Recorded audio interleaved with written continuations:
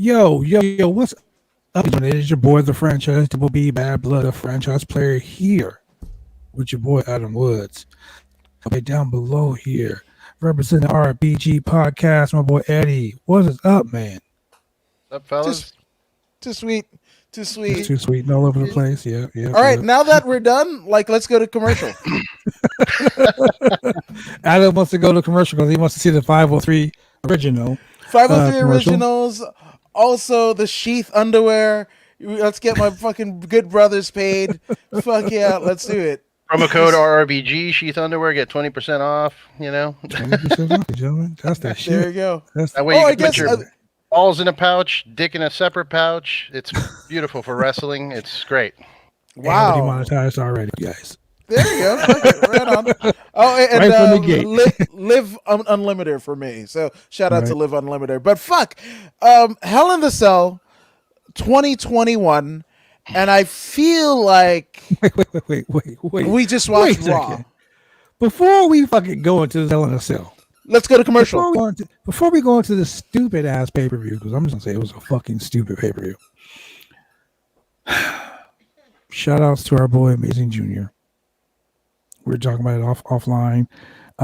Had a horrific wrestling accident in California last night or the night before.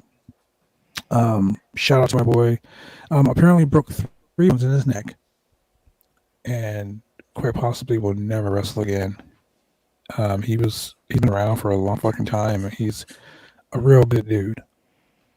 Albert is a real good dude. So shout out to you, Albert. Rest well. I shouldn't say rest well. He's not fucking dead. I'm sorry. I hate when people say shit like rest well. Recover well. Yes, recover. Speed recovery. Positive vibes. Good vibes. Much love, respect. If you need anything, my number. I told Bree, R2K, the OG Playboy. Hit me up if you need anything. We're all about helping out. Yeah. So that's a rough one. It had happened at OCCW in Stanton, California. They're kind of second or third show back, from post-pandemic, and horrible tragedy. But a lot of his family were in it's an outdoor venue, right? So they were in the crowd when it happened. Yes, he's got kids, which really fucking sucks, man. Yeah, and I mean, he posted pictures and everything, and but it just all fell apart afterwards. So again, just thoughts and positive vibes to Albert and his family. Definitely. Yeah. Now we can get into the shitty show that is the WWE. Wait, before we do that, can we do some breaking news? Oh, shoot it. Let's do it. Nikki Cross is a superhero now. She is Molly, whatever. What was the Molly Holly gimmick? Mighty Molly. She's Mighty Molly now. Oh my fucking God, man. I'm not even remotely kidding either. I'm not. She is full blown cape with the eye thing, the Robin, like the eye mask or whatever. It is here. I'm gonna see if I can just do this to the screen. Look at that. Oh my God, no. Look at Nikki Cross. Isn't that beautiful? That was tonight on Monday Night Raw, which I'm not watching because I'm done. Yeah. I am done with Raw. I can't do it anymore. Raw's I just a can't horrible do show. it anymore. Not even the 3-minute Raw stands for really clips on average YouTube. wrestling. And she looks Monday Night Raw. Raw is really average wrestling. That's what Raw stands for. Really awful wrestling. Really awful wrestling. The crazy thing about it is, the Molly Holly, right? Nora Greenwald, apparently had a tryout for the creative team or a producer backstage. So I guarantee you, this was her idea. or them, or them doing no. Didn't they do the Ted DiBiase gimmick where he didn't work out, in the creative team and what have you? So they just brought back a gimmick similar to him in Alberto Del Rio, and then also his son, and Yeah. So again, it's funny because right before we jumped on this fateful podcast, I was listening to or watching rather a kind of a synopsis of one Josh Fabia, the much maligned coach of Diego Sanchez, the winner of the Ultimate Fighter Season 1, right? And yes, and the thing about it is WWE booking is akin to Joshua Fabia coaching Diego Sanchez. It's the exact same. Okay, well, you broke some breaking news with Nikki Cross. Let me break some breaking news. Wait, we talked about a gentleman who broke his damn neck, and I don't want any more breaks. We shouldn't be using that word. I know. Let's talk about some thrilling news. Okay, there we go. The money I like it. Matches. Asuka and Naomi qualify for the Women's Money in the Bank. Oh my God! The main event is going to be Kofi Kingston versus Bobby Lashley. That's for the WWE. For Money in the Bank. For Money in the Bank. That's the new match. Time. Otis I missed that Otis so much. I don't like this new Alpha Academy nonsense with no beard. Oh my God. He had personality before. Now he's like fake angry. Like, come on, man. No one believes that Otis is actually upset. Nobody believes anything about the WWE anymore, other than I believe they're fucking shameless. Stupid. That's what I believe. No. They're shameless cash grab. They're gonna get the money regardless of whatever, right? And how little they view AEW as a threat, right? Because it has often been said that Vince specifically, and then here in part the WWE has always done better when they're pressured, right? When they're up against the gut, right? The first run of Vince after he bought the territory from his father, basically, starving off the Stu Harts and the Fritz von Erichs and the Eddie Grahams and the AWA, right? So that was the first one. Then we got the second run in the really awful wrestling, in the Monday Night War, where 83 weeks, WCW kicks their ass, right? The Hurricane, kicks their ass, whatever, and then when they finally turn ship, and one would argue that's kind of like the beginning of the end, right? And maybe Vince was just like so out of touch with all the money that they're throwing at him for subpar product, or they just don't view AEW or any other wrestling promotion of a threat in 2021. That's what we've got, right? It's supposed to be they just don't give a shit. They think that World Wrestling Entertainment. There's not wrestling really, and the entertainment is shit. So what do we do? I have a theory, and this is a conspiracy theory. I got really drunk this weekend, and I came up with it. Oh, let's do this. So, a couple years back, or a year back, when Roman Reigns was being shoved into everybody's faces and nobody wanted him, everybody was booing it and like, fuck, I don't like Roman Reigns. He's annoying. I think, aside from the fact that he's doing a good job with his gimmick now, I think the reason it seems so much better is because they are intentionally booking like crap to make everybody look bad, to make Roman look better. That's my conspiracy. Okay.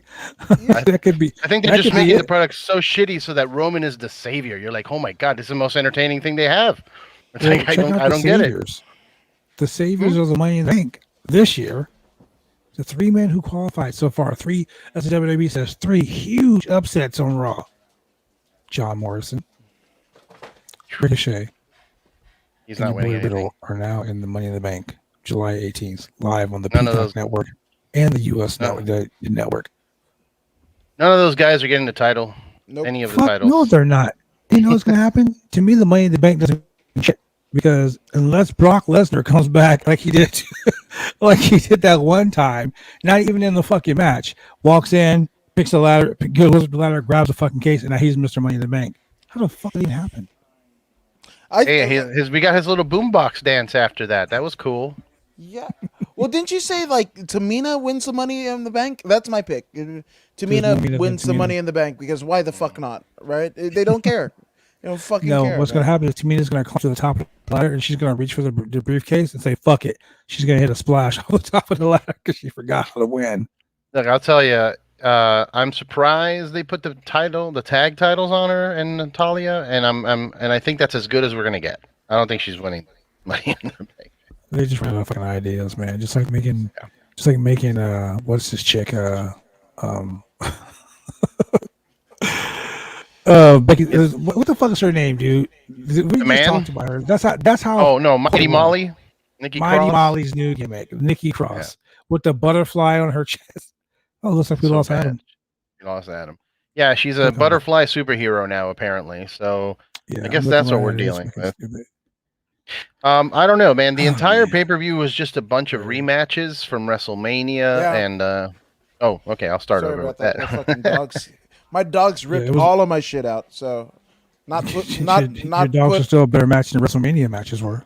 No, you know what? My damn puppy is the damn big dog in the yard. Like that. That's right. Roman Reigns ain't got shit on your puppy, right? No, hell no, dude. I mean, again, she fucking went over on me on this fucking podcast. I'm just saying, fucking Darla for fucking So no, so obviously this is a one match fucking pay per view. This was Bayley against Bianca, right, and nothing else, right? No, we talked about that. We said that was going to be the best match. Right? No, 1,000%. And I think there's a bit of one-upsmanship amongst, obviously Sasha Banks and Bayley, right? Like to see who could make Bianca Belair, because as athletic as she is and as talented as she is, she's still quite a bit green, right? So I think there's like right. So I think, they're kind of having fun seeing how well each one of the best friends can put over Bianca better, right? Sasha, Mania, Hell in a Cell for Bayley. And, I don't dislike this fucking match. This was good. It went the way that it was supposed to go. And we didn't get a lot of that in A, current WWE booking, and B, just as pay-per-view alone. So at least we got that. True. At least we got it, and at least we got it right off the bat. Wasn't it the first match? Yeah. That's how they start pay-per-views off with good matches. Have your shitty matches in the middle when no one's talking, but have the good matches first. Yeah. Well, there's a catch-22 on that too, because like everybody can't steal the show. Everybody can't be part of the pun, but phenomenal, right? Because I just watched the A&E, documentary or biography rather of Mick Foley, and how Austin was saying like after Taker and Foley, they still had to fucking wrestle a fucking title match after that. I think it was him and Rock on top, and they were looking at the monitor and like, how the fuck are we gonna follow this? Like, and that's I think that's what everybody on the fucking card, and not to say that the booking was great anyway. I don't think anybody was like, oh, we're gonna go fucking top that match. I think it was know your role, shut your mouth, and everybody just fucking glad-handedly fucking accepted their paycheck, aside from Bianca and Bayley. Yeah, I agree, and I mean, props to the ladies that you mentioned, Bayley and Sasha, for their veteranship showing, putting over the younger talent and all that. And that I forget the name of her move, but the finisher for Bianca, or Kiss of Death, KOD, on the ladder was cool. I gasped. I looked at my wife, who was barely watching. She was playing a video game, but also kind of like turning and looking every once in a while. But she was just like, "What the fuck?" I'm like, "Yeah, that was rough." But yeah, good match, best match of the night, and everything else was like, I felt like rematches for stuff that we've already seen and matches that we've seen at WrestleMania. There's no stories, and they're like, "Oh, we don't have anything for you." That's why they keep getting rid of people. "Oh, we don't have anything for you. Get your shit together." Right. Good Lord, I have things. Call me up. I got book. You want me to book everybody right now and make it an interesting story? I got you. Can we petition Eddy Torres for fucking booking committee? Damn, I mean, it's so stupid. We're gonna fill in the. Yeah, we're gonna fill in Eddie. You're gonna slide in where Patrice O'Neal and or Freddie Prinze Jr. Right? Dude, yeah, Eddie, sure. From Freddie to Eddie. That's what we're doing. Hey, I like Freddie. He's a Star Wars guy. I dig him. He's cool. But yeah, no, it's just mind blowing that we have Kevin Owens and Sami Zayn again. Like, I love those guys, and every time they're going to deliver a solid, professional wrestling match. But really, at least put some spice on it. Frickin', make it a Hell in a Cell match, or give it some other stipulation. A fucking bullwhip match. I don't care. Canada on a stick match. I don't care what you're doing, but do something. Well, Vince is that guy who likes to have weird shit. Just let's make a fucking, hey pal, let's go ahead and make a stipulation for this match this week. So now you're gonna get your wish. It's gonna be like, oh, we're having a Judy Bagwell on a pole match or something. We're gonna have a fucking Eva Marie on a well, I shouldn't say on a pole because that's kind of sexy. Hey, pal, calm down. In a shark cage, but wait a minute, that's also sexist. Well, I mean, shit, I don't know. John Morrison on a pole match or something. I don't know. Women might like that. Wow. No, anyway. But they did have a stipulation. They did have a stipulation in one of their previous matches, which, again, WWE thinks we're dumb that we fucking don't remember shit. But wasn't one of the stipulations in one of their matches that they couldn't fucking fight again? And they're fucking fighting again. Yes. You know what's funny? What's funny about that? A lot of people were complaining about the stupid stipulation with Drew McIntyre not being able to challenge for the WWE title if he lost. You know what's going to be funny about that whole thing? He's going to enter the fucking Money in the Bank. He's going to win the Money in the Bank. So when he wins the Money in the Bank, guess what he gets to do? Challenge again for the championship. Or hop over to the other show and challenge Roman. Yeah. That ain't going to work because they're going to keep Roman as champion until God comes back and takes everybody. So Roman is going to be champion for the rest of eternity. But they're going to do that stupid shit. Leukemia comes back. Fucking to you. I'm saying it right here, 8:47 p.m. on Monday, June 21st, live here on the Roundtable Pro Wrestling Podcast. Next month, July 18th, at the fucking Money in the Bank, Drew McIntyre wins the Money in the Bank, and he challenges again for the championship against Bobby Lashley during the Kofi match, and wins. He might run in. He might in run front of a crowd because yeah. I think that they are trying to get that McIntyre moment in front of a crowd. Mm-hmm. They've been trying since WrestleMania. You know what they should do? And this is just me speaking, not me as a booker or anybody associated with the WWE or anything like that. If I were doing it, I would have him go over on Kofi. Yeah, but have him come in and cash on Kofi because the match basically strong.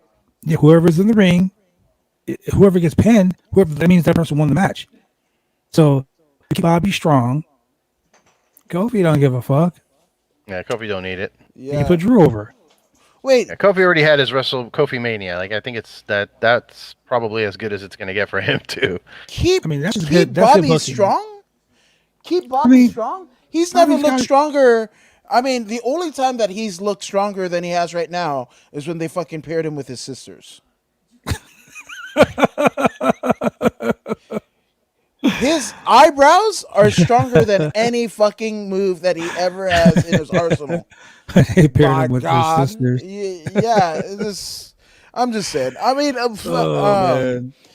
Dude. I mean, okay. So, and I get it, right? Loser leaves town, lose this, whatever. But like, I think this kind of current era where this episode, like the feeding of the beast that is episodic television and views on social media and all this, what have you, right? Where a stipulation like, Cody over in AEW, right? Never being able to challenge for the title, but gets this fucking big entrance, right?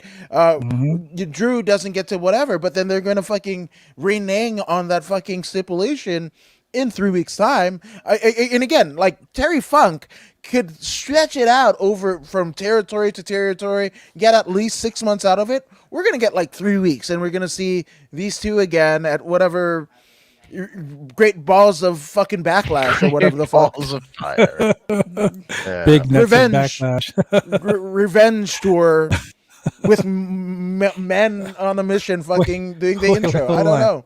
Hold on. Did I just read this right? Bobby Lashley versus Xavier Woods in the Hell in a Cell match. Fucking Monday Night Raw. No, is that happening? That's happening tonight. Drew McIntyre? No. Bobby Lashley versus Xavier Woods. Oh, The okay. WWE Championship in the Hell in a Cell match tonight. That's happening right now. Wait, on Raw. The WWE isn't racist to have two ethnic gentlemen in a cage fighting for their life. That's not racist. No, man. Not at all. Dude, this is so embarrassing. I don't know what's happening. It was not this bad, like, not that long ago. Like, a few months back, it was okay. This is just bad. Give me the fucking Duke the Dumpster Drozes and the Goon and all that shit. Well, they did. They just turned Nikki Cross into a butterfly superhero. Aren't you excited? But how are they going to do Bobby Lashley? See, this is what that fucks up. You're going to do Bobby Lashley in a Hell in a Cell against Xavier Woods tonight. And then at Money in the Bank, Bobby Lashley versus Kofi Kingston for the championship. So that to me, as a booker, as someone who runs a wrestling company, that to me says you're telling your fans that Kofi is not going to, that Xavier Woods is not going to win tonight. No. That in 3 weeks' time, it's going to be, or in 1 month's time, it's going to be Bobby versus Kofi inside, for the championship. So that right there to me just had me turn the channel. Yeah. Well, it's basically them. It's basically them using the cage one more time. They probably have the rental out, like, still for the machines to lower the cage for that one night. Like, yeah, we still got it for one more night, so let's throw this thing together and see what happens, and give the people the Hell in a Cell one more time. And and one person posted this on Twitter, made me laugh. How many times have we already seen this? With a huge score to settle, Charlotte Flair clashes with Rhea Ripley at Money in the Bank for the women's title. No, I don't fucking care. I was complaining about it at Hell in a Cell. Like, why am I seeing this again? And now they're going to do it again. I'm tripping in the fact that Ricochet AJ Styles tonight. Like, what the fuck? Wait. No. Haven't we gotten that a million times too on Raw? Like, right. No, but here's the fact of the matter, right? So all the dirt sheets, coming out of Friday when they had the Roman versus Ray match on SmackDown on Fox here in the States. Well, they said that fucking, there was a big kerfuffle with the fucking NBC Universal Comcast fucking conglomerate that they just sold the fucking rights to their tape library to, right? And it could be the potential suitors. They were kind of fucking pissed off that you basically gave Fox, whatever. So this is the Mea Culpa Mania kind of trend that happened over the past WrestleMania, right? This is them giving NBC what they want. Like, you get a Hell in a Cell, you get a Hell in a Cell, you get a Hell in a Cell. Watch, it's going to be an NXT UK Hell in a Cell. I guarantee you. Don't tarnish NXT UK, all right? That show's doing okay. That is my fucking... That's my favorite fucking WWE universe, whatever the fuck. I almost can't give a shit about anything else. Like, even NXT, like, hey, if wrestling gave me a chubby, right, as a fan, right, theoretically speaking, right? Blue Chew. Hey, but this one is like, I'm flaccid because I know that once they get to the fucking, the land of McMahon, they're going to get shitted on. Look no further than Ricochet. Look no further than, there's countless fucking examples. Oh, that's not necessarily the case. Look at Drew McIntyre. It might be. Yeah, but look at Drew. Look at Drew compared to everyone else. Like, do you think... Look at Finn. They pushed him right into the Universal title picture. He just They pushed him right out of his shoulder. That's different. That's not their fault. But the plan was Universal Champion right off the gate. So, right. It depends on who the star is. I feel like they would definitely do well by Karrion Kross. I think that dude would get a huge push at the main roster because he's a big guy. It kind of reminds me of Triple H with the attitude and the size. Because Vince would be fucking chubby. Oh yeah, bring that fucking guy up here, pal. But Adam Cole, right? Drew to Adam Cole, kind of similar, good workers, long hair, Adam or Cole whatever. will never make it on the main roster.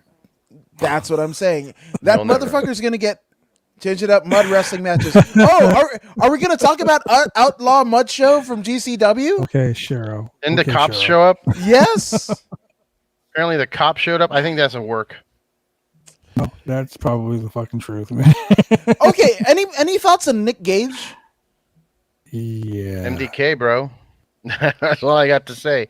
I don't. MDK. I'm not a fan of him. Jim Cornette, whatever he's fucking referenced and whatever, insert that shit here with Nick Gage. He's the new Sandman, dude. He's the new Terry Funk. Yeah, he's got this like he's the hardcore guy. No, but he's You garbage. think he's the new Terry Funk? Dude, do you remember the hardcore wise? That's what I meant. Do you remember the fucking Dark Side of the Ring? And his girlfriend was like, "This is when we met," and she looked like a person. And then, as it wore on, the effect of Nick Gage, she just turned into Skeletor. She was like, "Cocaine's a hell of a drug." I haven't watched that show or the Dark Side. It's good. It's all good. But I don't really look. I don't watch his matches, but I mean, I'm always one for violence. So when I see like blood and glass and like, I usually what I know about Nick Gage is what I've seen in clips. That's about it. Yeah. And the clips that I've seen, it's like, holy shit. That's all that's I'm like, that's my reaction. I don't know anything about him. He's actually a pretty good worker. Like he can actually wrestle. He can actually do shit. So all right. He's one of those guys that chooses to, instead of superplexing someone off the top rope to the ring, he would superplex you off the top rope through fucking 75 light tubes.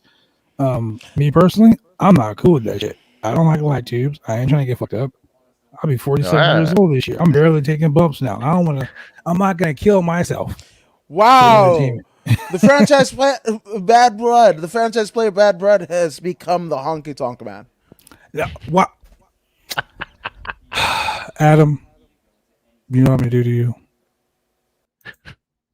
Oh, I thought we were gonna go to the commercial. Fuck. God damn it, Adam. You know what? You know what, ladies and gentlemen, if I don't do this, Adam will never shut up about it.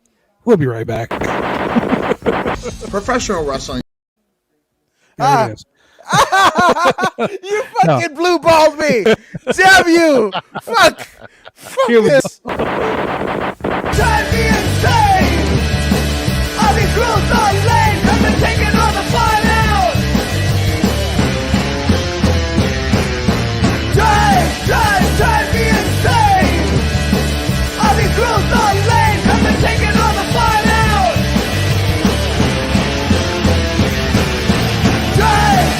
Drive me insane. All these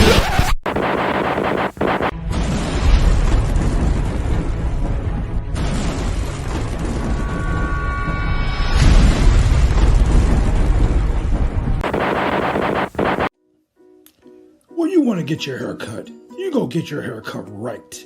You head down to Big D's Barbershop. Big D's Barbershop, Vancouver, Washington's best and brightest. 1019 Main Street, Vancouver, Washington, where you can go get your hair lined up, cuts, fades, shampoos, conditions, and all the great things that go with supporting a local barbershop in a local business area. You can also reach them online at www.bigdsbarbershop.com. Go get your haircut right.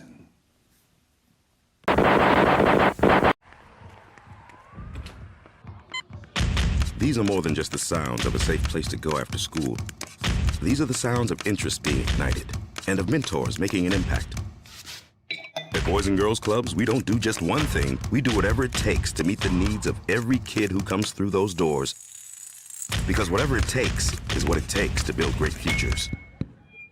Great futures start here.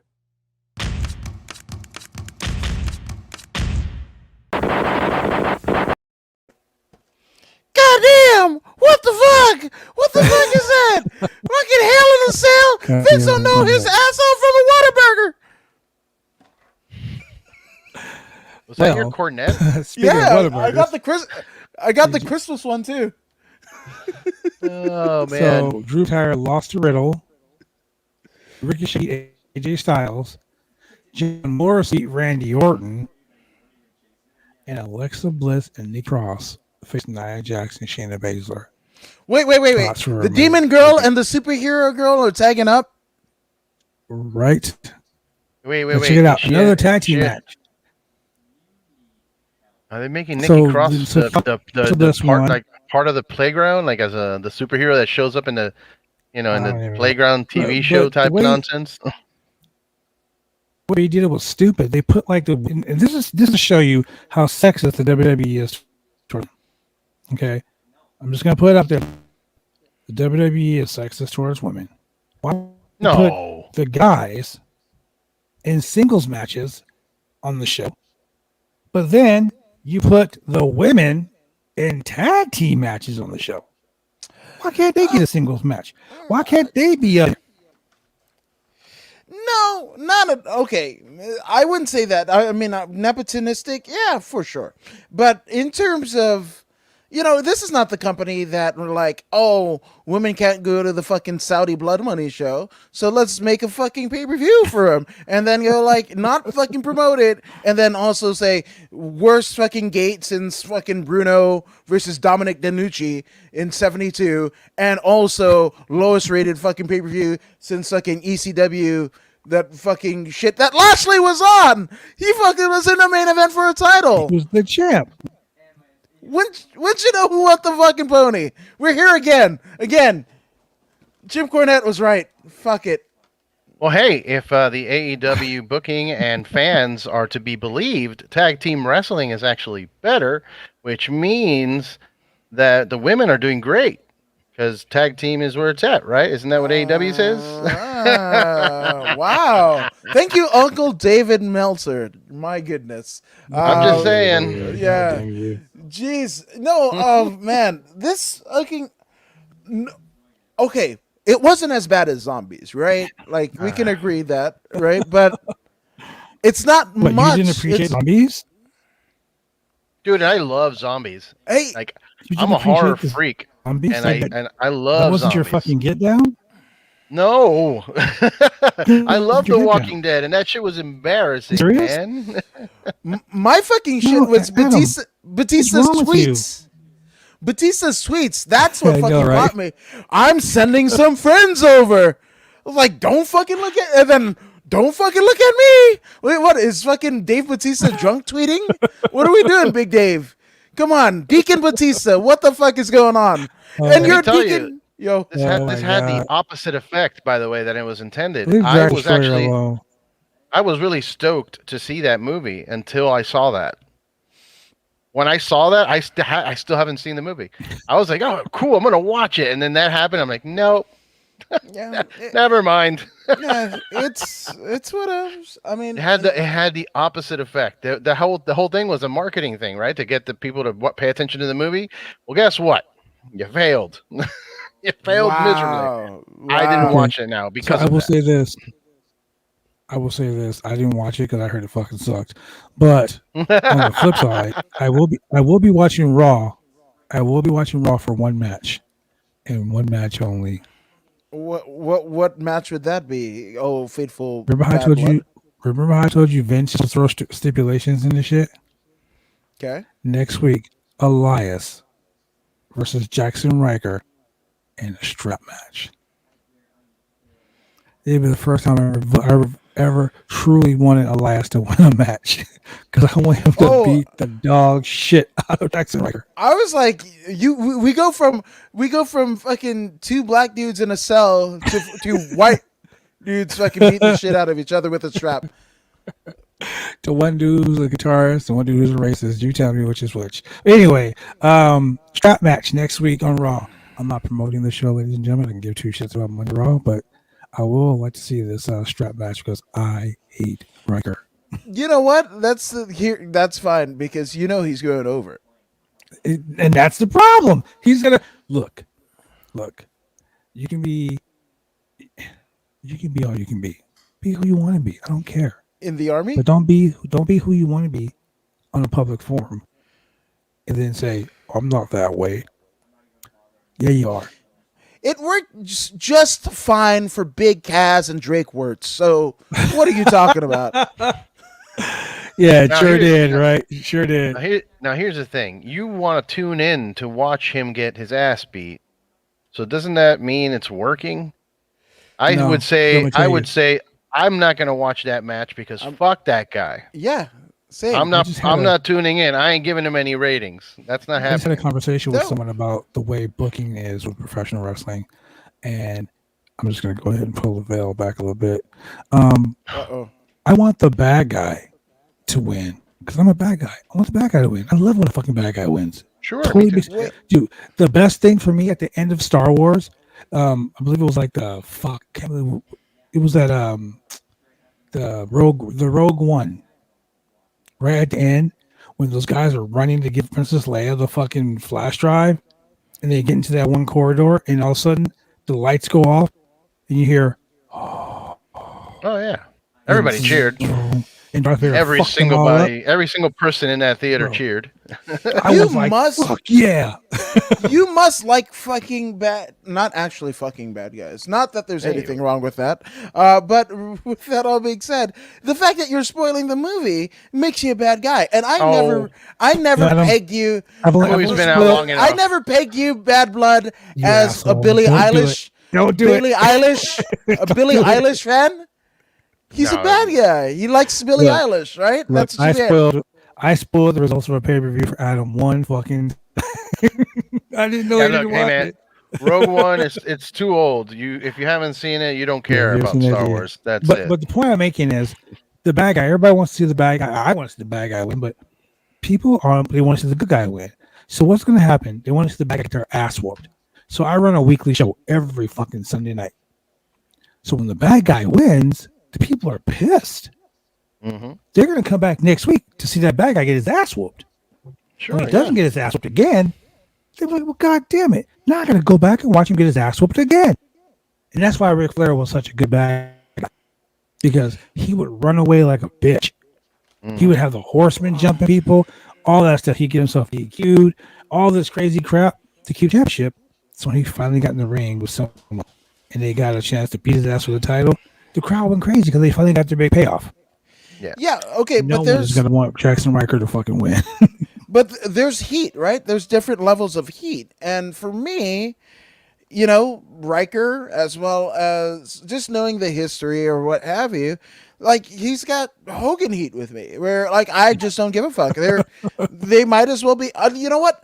At this point, they call it X-Pac heat, right? Where nobody, not even a fucking cricket, sounds right. Not even a fucking cricket wants to rub its legs together in jeer or jest of one said performer, but. Hogan, right? Riker is with Hogan in many ways, right? I don't want to see them. I just don't want to see them. I won't, it's not going to be, I could really give a fuck whether they're there or not. Like same thing, Kaz. What's he calling himself? Morrissey? What the fuck? Like disrespecting Morrissey and the fucking Smiths? What the fuck are we doing, good sir? Yeah. And I say that in jest. You're not really a good sir, but I digress. But what is Riker doing that fucking Drake Wirtz and fucking, that's the thing. The pair, right? What is Hogan and Jackson Riker doing that W. Morrissey and Drake Wirtz didn't do? Yeah. Anything? Bueller? Bueller? Yeah. Just saying. But I don't give a fuck. I'm not watching them. I'm not whatever. Like, I will tune in for Nakamura, and if I can get him in a 2-minute clip on YouTube, I'd rather do that, and just whatever. And then, I like the fact that he fucking went over. I like that they got what's it, Bruce Baumgartner, Bug Trotter, whatever the fuck, playing the guitar, the air guitar guy from NXT. Rick Boogs, get it right. It's okay, Rick Boogs. Calm down, Old Spice guy. Good God. Old Spice. I follow that guy on Instagram. I love Rick Boogs, man. That dude's just constantly. No, of course not. But he's like a freak of nature, man. You see him in his gym. He's like eating pre-workout and just fucking doing weights until you see his muscles look like they're about to explode. This dude's gonna die on IG Live, and I'm gonna watch it. 10 points. Oh. He gonna die today. I'm gonna make sure I'm one of the people watching. Yeah. I need to see this. This is crazy. That's must-see news right there. Yeah, but look, to go back to what we were saying about Riker, I think that it's working for you because you want to tune in to watch him. Not you, Adam, but it's working for you because you want to tune in to watch his ass kick. Like that's heat, right? That's heel heat. What Adam is saying, and what I'm saying is, I don't care about his heat. Like, he's done with me. I'm not tuning into that. Mm-hmm. I feel bad for Elias as a talent that he has to, I mean, a little bit bad because I'm sure a little bit of him wants to do this, but. Like, the fact that you're now associated with this whole thing, like, now you're tainted too, buddy. Like, I don't care about Elias anymore. Like, but Elias is the quintessential. If you watch, Bruce Pritchard's fucking podcast, like, or even Jim Ross, right? Like, then the bell rang. He's the quintessential that. Like, can name one great fucking memorable Elias match? Well, the matches but his segments were very over with the crowd when he was around. 100%, yeah. But yeah, like he's not. I think he's lost. I mean, is he the babyface in this freaking storyline that they're pushing with this Riker guy? No, the sad part is Riker is the fucking face. Ugh. They're pushing the fact that Riker's a former military guy and that he has PTSD, and the fact that Elias made fun of it makes Elias the heel. So I'm like. Did he blame his racist rant on PTSD too? No, he didn't. That was he blamed it on him being a patriot. So in my opinion, you are a racist piece of shit, and you basically came out and was like, "Fuck you guys," blah blah blah, right? Black Lives Matter doesn't matter to me, blah blah blah. Just went all off the cuff, and now Vince is like, "We're gonna make you a star, pal." Mm-hmm. Well, that tells you a lot about Vince, right? Right. No, that. Yeah. Donald Trump Wait, Vince is racist? No way. Donald Trump is in Hall of Fame, so what is that? Exactly. If Vince wasn't that person, when all of this shit happened with Donald Trump, he would have been remove him from the Hall of Fame. But no, he embraced it. So. Whatever. Hell, he on the fucking Saudi Blood Money show, he was just like, "Yo, Don, can I go? Can I go? Can I go? Can I go? Really? Can I go?" And then so bad. Yeah, and then they fucking pulled the fucking plug. It's a Saudi Blood Money show. Okay. All I know is if this continues, pretty much, we're not going to be able to do this show anymore because there's not much to talk about. Like, unless we switch what shows we're paying attention to, like, I'm going to stop watching Raw now. And that's going to result in me having, I mean, I guess I could still keep up on the news, but it's so bad. What do we do? Like, do we have to tune out in order for them to see the numbers go down? Like, is that the only way they're going to realize what's happening? You know what's funny? You were talking about the numbers going down.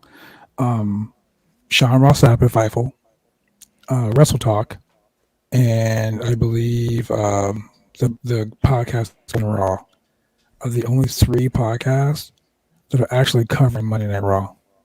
Jeez. And Going In Raw. It was so bad that Going In Raw fucking quit. They decided not to follow the podcast and to do a podcast on the show anymore.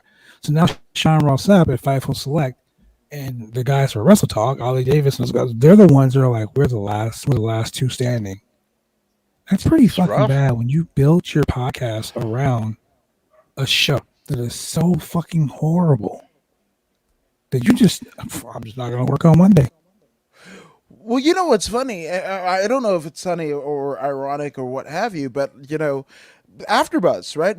Maria Menounos' fucking, outfit, pre-COVID, they did the fucking after Raw, after SmackDown, NXT, whatever.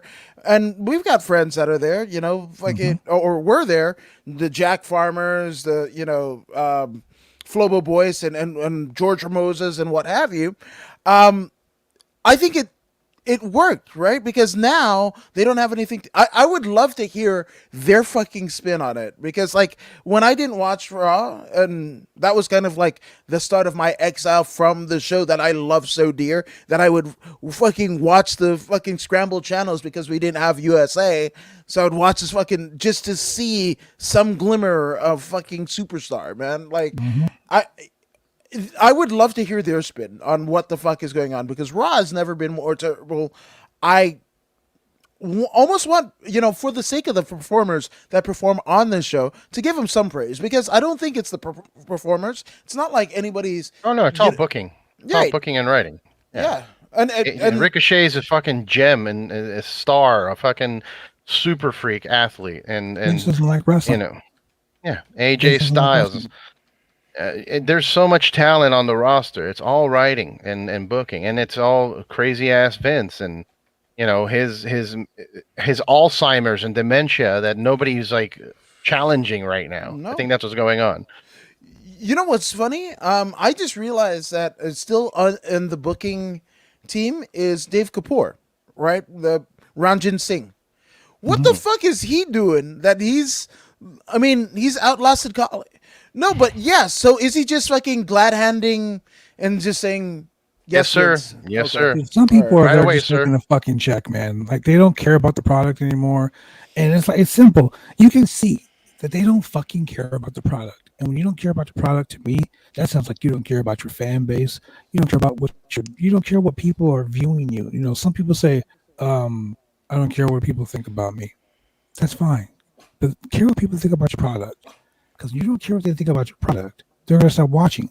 The numbers are so fucking low that they're talking about going back on the road. 25 city live tour beginning in July. People don't seem to remember that they were fucking struggling with live attendance because no one gave a shit about their product. And that was then, right? That was, I think, the fucking pandemic, just fiscally, on a money, brass tacks money fucking standpoint, it is the best fucking, revenue period for the WWE. COVID is probably the best thing that has happened to the WWE since the injection of Saudi blood money, right? Like, that's pretty much it. Yeah, and the thing is, the ratings don't matter, right? Because as long as NBC, Universal, Fox, and what have you are going, because with WWE comes a loyal fan base. It's not just them; it's the creation of stars. I mean, the fact that, again, how many internet outlets, YouTube outlets, this fucking very show, a lot of the content that all three of us and a lot of our friends put out is based on WWE-esque type of booking, right? So they create fucking stars. And as long as that built-in fan base, right, goes to shit channels like USA, right, where, I can't remember one fucking, Pacific Blue, that was like the USA creation, and then like eons of fucking Law and Order SV. Yeah, with Mario Lopez, and I think like Stone Cold Steve Austin was a biker fucking dude. He was a cop. Like, popping wheelies and shit. Cops or some shit. Yeah. Yeah.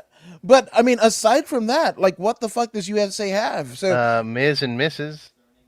Another WWE fucking deal. So as long as that happens, and you put it on a shit station like AEW, right? Like, I don't know what the hell else is on the AOL, Time Warner, what have you, right? But at least aside from the NBA, right? The AEW is, whether you put it on TBS, TNT, whatever the fuck, Turner Home Classic Movies with the fucking plantation on it, wherever the fuck, that's gonna draw. That's gonna draw because wrestling fans are a feverish and loyal fan base. Like, no matter how much you can fucking shit on us, like, Vince is taking a shit on our chest. That's what Hell in a Cell is. It's just fucking two girls, one cup. That's what that was. I'll put it to you. I'll put it to you this way. This is my perspective of what you just said. Vince is taking a shit on your chest, and I was in the room watching, like, oh god, yeah, no, right. That's bad. Your reaction, like, oh no, why is he watching that? Why are you still watching this, dude? No, look, for real. Why don't you move? Yeah, why aren't you moving? Like, no, I honestly think that I think they're definitely doing a lot of this to boost Roman. He's still selling through the roof. Those Acknowledge Me shirts are selling like crazy. So I think we're not going to see a difference anytime soon, unless they I don't know, man. Vince needs to die. That's all that's what I'm getting at. Vince needs to die, and then something will happen. We're not promoting his death, ladies and gentlemen. No. Yeah, I'm not saying I want him to die. I'm just saying that's what needs to happen for there to be a change. Otherwise, it's going to keep going like this until he dies. That's it.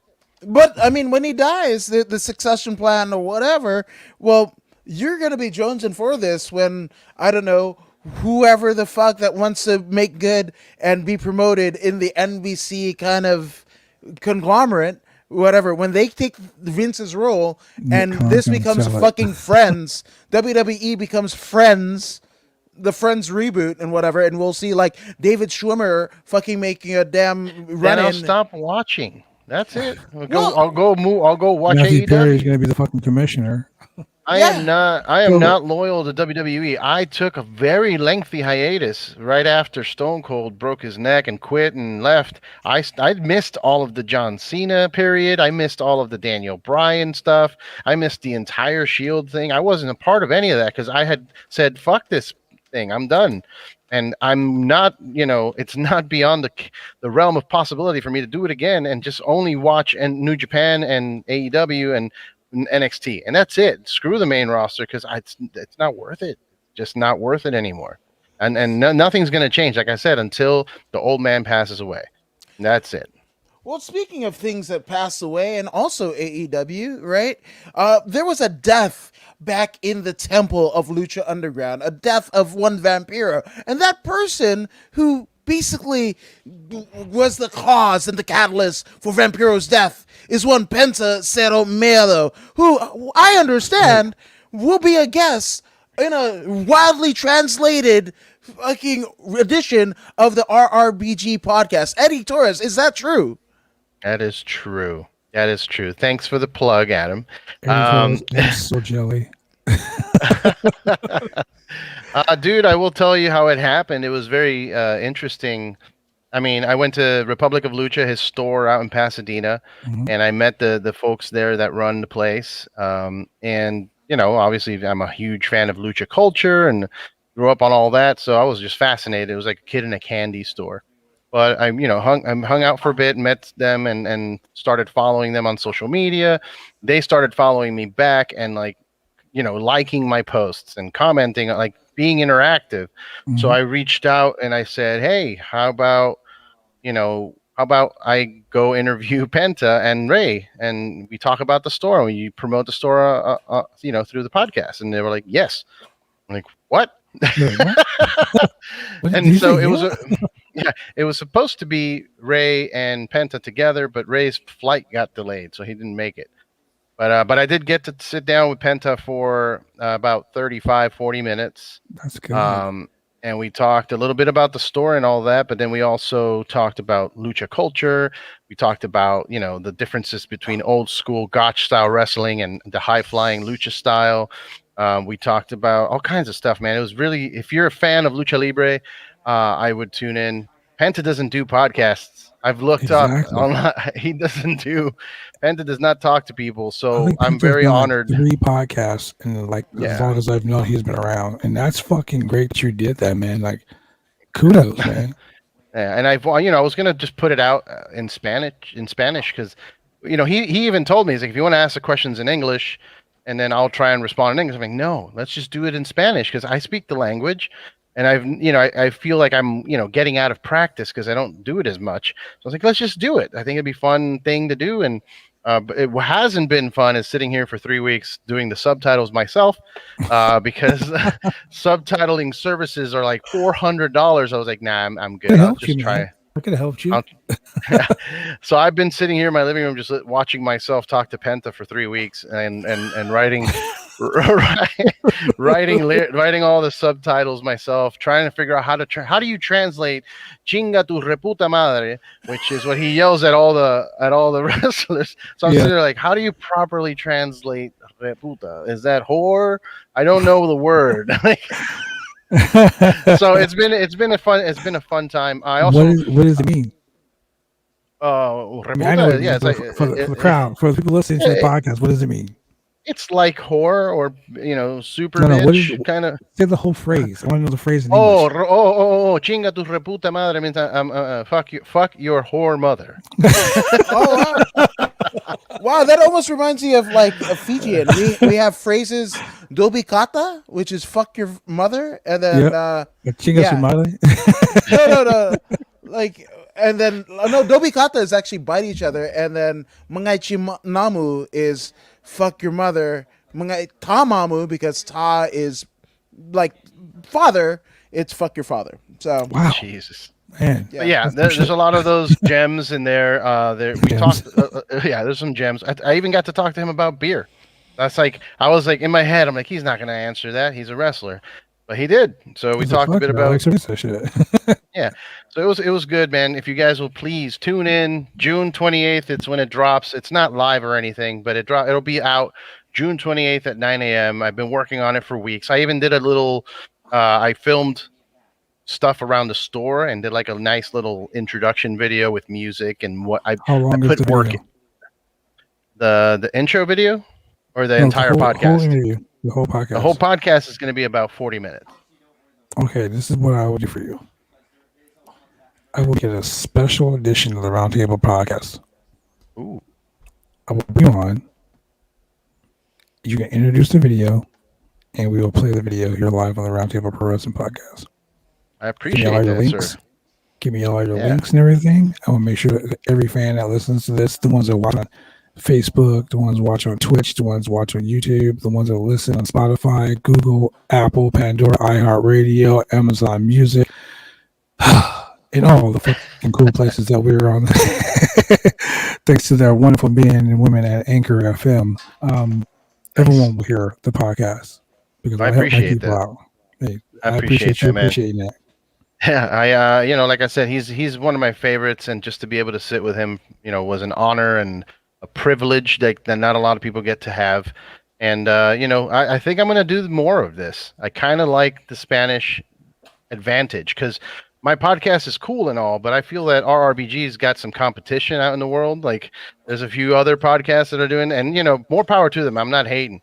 In fact, I will shout them out. Joshua, talk to me and brutally speaking, like you guys are killing it. So keep doing that. But I'm gonna start doing other shit. I'm gonna start doing Spanish. Take advantage of that, language that I have that not a lot of people do it. I know Tom Segura has a podcast in Spanish, and that's pretty much it. Like, yeah. I don't really. Joey Diaz has one too. Yeah. In Spanish. Yeah. But that was like years ago. Like, okay. What me and Adam and my partner Tony start doing is we're trying to build a podcasting conglomerate, like a circuit, to where we all work together and we all build each other up, but we're all will advertise and work together. And you got a big show, you got a big podcast right there, you got a big fucking interview.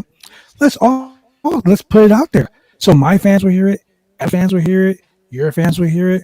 You know what I mean? Like let's make it work for everybody. Let's do what Tony Khan, or as a whoa, not Nick Khan, right? We're talking about Tony Khan, and we'll do with Raven Travis Berry, likes to call Tony Montana Khan.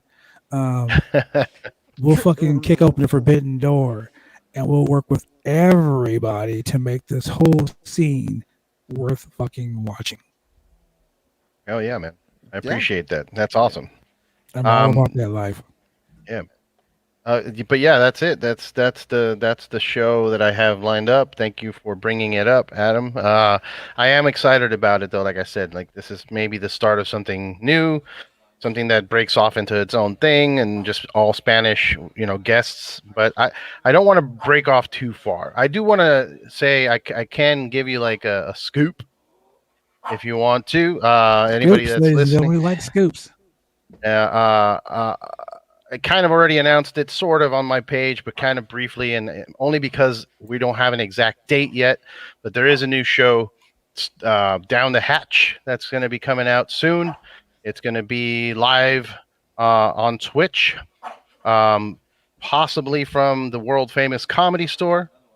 So it's one of those things we're waiting for a date from the Comedy Store, and if they don't hurry up, we're just going to put one out on our own and then do it there. But the goal definitely is to do it live from the Comedy Store and eventually make it an actual live show in front of an audience. It's going to be myself with Joel Jimenez, Joel Berg, and Chroma Chris from the Kill Tony band, from the Monday Nights Kill Tony. They, once they moved to Austin, Texas, those two dudes stayed behind. And I was like, let's do something. So we're going to start doing a live show with guests to come onto the show. We're going to talk to them. We're going to share some drinks, whether they're alcoholic or not. And we're going to play some games and do some challenges and stuff. So it's going to be fun. But yeah, that's a scoop. That's something I'm working on as well. Sounds like it's fucking going to be kicking all the ass, man. I'm down for that. I'm already tired. So let's talk about some crazy shit that's going to be going on, man. July 23rd, WWE is going to be in Miami at the Miami Gardens. And then they have July 16th, SmackDown at Toyota in Houston, Texas. July 31st, they're going to be in Milwaukee with the WWE Super Show. July 30th. Milwaukee? Yeah, and July 30th, because that's going to be after SummerSlam. July 30th. It was supposed to be in Milwaukee, Wisconsin, which is weird, but it's not going to be there now. That's what it says here. It's going to be there, but it's not. But July 19th, Raw is going to be at American Airlines Arena. The WWE Super Show is going to be in Pittsburgh on the 24th. And the 25th, they're going to have another show in Kentucky at the KFC Yum Center. SmackDown is going to be in Phoenix at the Phoenix, Arizona's Phoenix Suns Arena. And then the WWE is going to Melbourne, Australia. Wow. Melbourne. Whatever the fuck it's called. But here's the big news. Uh-oh. They posted a flyer for the show. Okay. Thursday, the 29th. Right? So they posted this flyer. And the flyer is Becky Lynch. Oh, I thought it was Bach Laser. Bach Laser. Yeah.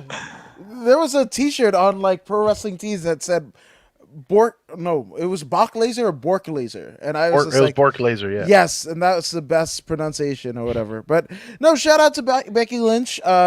Obviously, she was backstage at both Hell in a Cell and I believe SmackDown this week. Worked a dark match against Indy Hartwell, I believe it was. Really? Yeah.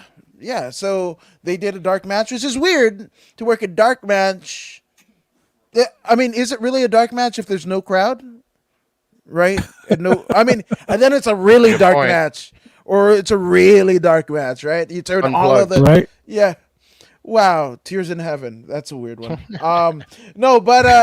So we know she's getting back. Obviously, the hubs, not Michelle McCool to Mark Calloway, but one Seth Rollins, Colby Lopez, and Becky Lynch, right?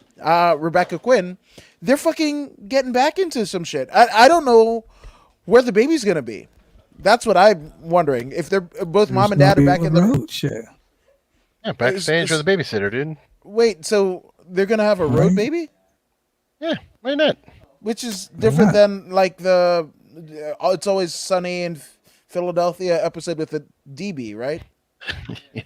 Yeah, go full Carney, man. Go full Renaissance Fair. That's your life now. You're on the road. That's it. That's like the fucking Journey song, right? The damn, I forgot the fucking song. But there's something about the fucking big light, top hat, whatever the fuck, and yeah. So kudos to whoever the fuck. I'm just saying. Yeah, I mean, I'm happy for her. I hope she comes back. Well, they put Becky back in. What if she comes back as a Rosebud? member of the ladder match? A Rosebud. Yeah, she could be part of the Money in the Bank. That's fine. No, that'd be good. Surprise entrant. No, she's gonna be the superhero in training number 2. She'll probably come in and not be in the match, but she might come in and just kick everybody's ass at the end, or the winner's ass at the end, and stand there like, fist in the air or whatever. What? Yeah. Okay. What is like the latest like pop culture like phenomenon, right? Where everybody, we had a bit of the zombies and the whatever, and Alexa Bliss is kind of Dogecoin. Okay, so Becky the Dogecoin Lynch. She's gonna come back as a crypto trader. Like, what's his face? Right. Grimes? Almost like what's her face? Goldust's ex-wife, Marlena, Terry Reynolds, right? The fucking yeah. Totally. With the clipboard, she's gonna be that. Can we talk about that real quick? About since I mentioned Grimes, can we talk about the $1 million belt happening again? Yeah, let's do it. So what's up with how are you feeling about that? Because I don't know. I hate Cameron Grimes, so I've been kind of tuning out of this entire thing. I know Trevor Lee is a great worker. However, I don't care about this character, and it makes me nauseous seeing him on TV. So I tune out. Well, that to the moon. I'm going to the moon. You like that? I'm almost 40, dude. I'm out of that. I'm out of that. I'm well past 40, and I don't like it either. Yeah. 8,300 to the moon, bitches. That's what I'm at. But regardless of what my portfolio says, I actually dig it, man. Obviously, Ted was, what was he? He started the church and then was embezzling from the church, and then his his son was embezzling from the church. He was too. He sold the fucking house what the fuck? We know. In Mississippi, right? Like he sold the family home, right? So I think it's a good way to keep Ted on TV, justify a paycheck, because they tried it once before in the kind of subordinate deal of him being an agent or a producer, and that didn't work well. There's some people that can draw money, but they can't teach other people how to draw said money. They can do it for themselves, couldn't, whatever. So the fact that Ted is in a capacity, right? And I just kind of wonder, like, wait, with all the shit that Don't Stop Believing. Thank you, Cheryl. That's exactly what I was saying. The song, that's right. Is it Don't Stop? No, it isn't. It's not Don't Stop Believing. No, it's Believing. Faithfully. It's fucking Faithfully. Oh my God. Faithfully. Because there's no top hat and fucking, or Under the Wire or whatever the fuck, and Carney references in Don't Stop Believing.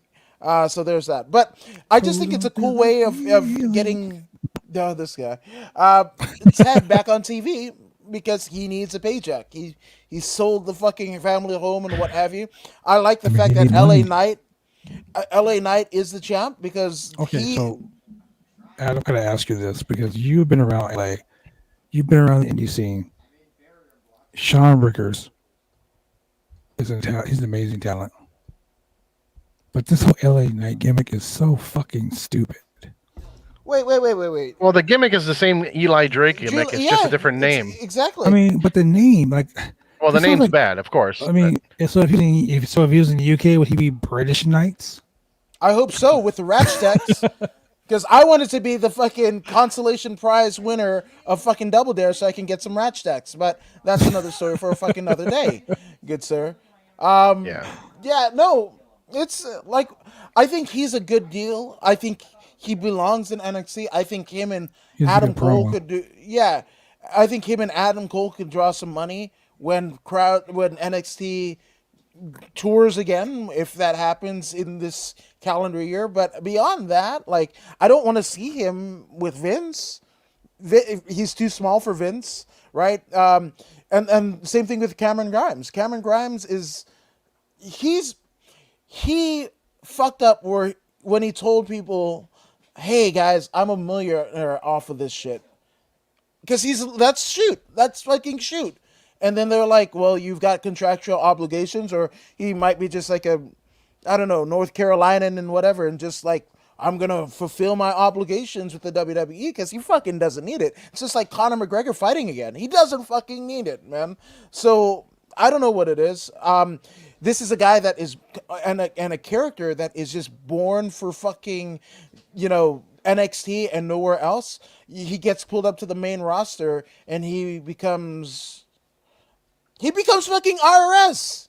That's what I see. I don't know. I think LA Knight could work in the main roster because of his mic skills. I think that Vince will get impressed by his promo. Well, here's my thing about LA Knight.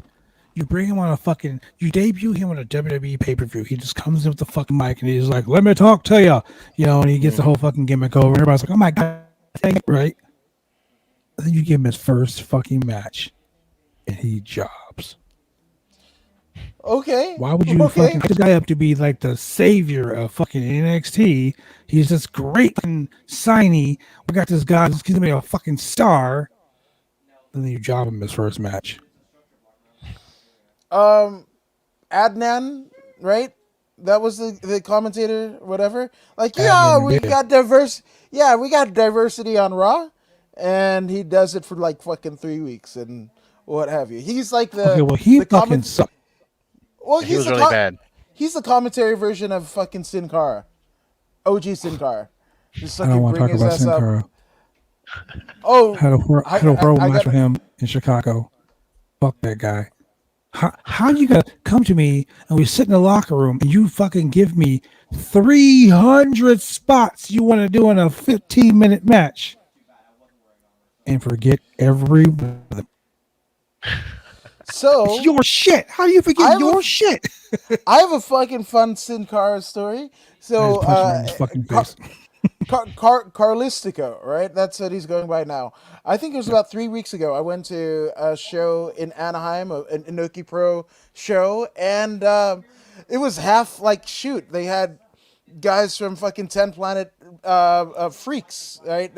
Under Manolo Hernandez and Boogie and Gio Martinez, right?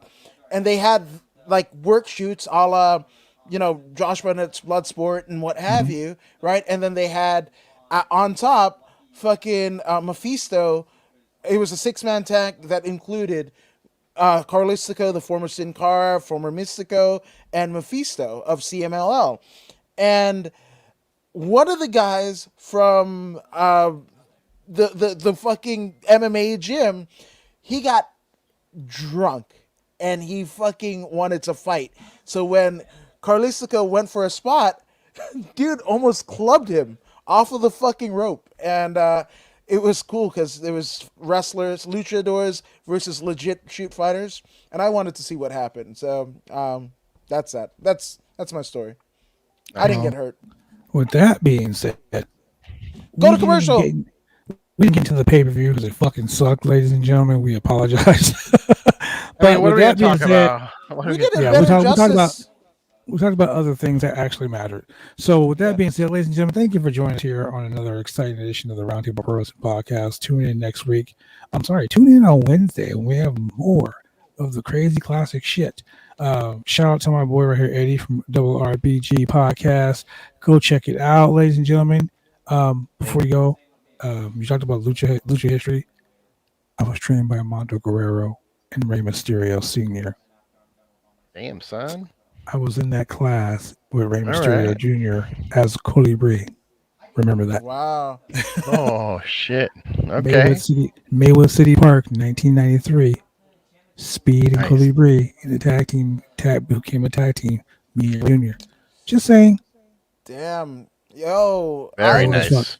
That's very dope as shit. I was trained by Carl's Jr., that $5, $7 burger, and it shows, damn it. It shows. Remember. Oh, and never forget. Since you're a historian of lucha, when the next time you speak to someone from California about lucha, ask them about Gil's Gym in East LA. Gil's Gym? Yeah, Gil's Garage in East LA. Gil's Garage, okay. That's where all the lucha trained. Anyway, ladies, thank you very much for joining us here on the Roundtable Pro Wrestling Podcast. Tune in Wednesday to see what other shenanigans we can do. And for your boy Eddie right here and your boy Adam Woods to sweeten us later. Later.